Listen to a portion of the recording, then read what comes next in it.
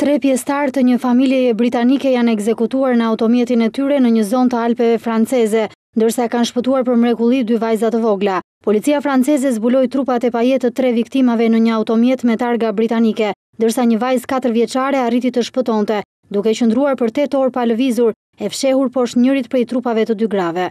Vajza u gjet vetëm pasi hetuesit mbërritën në vendngjarje dhe policia kishte rrethuar zonën.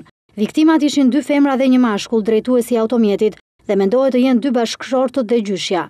Ata u gjetën pranë liçenit të Annecy në Alpet franceze. Pranë vendit të ngjarjes u zbulua edhe trupi i pajeti një ciklisti, që mund të jetë ndodhur rastësisht në momentin e krimit, ndërsa një tjetër vajzë e vogël u gjet e shtrirë në rrugën pranë vendit të ngjarjes. Ajo ndodhej në gjendje kritike dhe u transportua në spital me helikopter. Pritet që të mësohen detaje nga dëshmia e vajzës që mund të jetë rreth 8 vjeç, pasi 4 vjeçaria nuk ka dhënë shumë informacion që do të hidhte dritë mbi ngjarjen. Sipas policisë, drejtuesi i automjetit ishte shtetas britanik. Besohet se viktimat kanë qenë pjesë e një familjeje që ndodhej me pushime në rajonin e Savojës së Sipërme, në Saint-Jorion në brigjet e liçenit Annecy, një zonë e njohur e Alpeve franceze. Sipas hetuesve, bëhet fjalë për një masakër të planifikuar prej kohësh.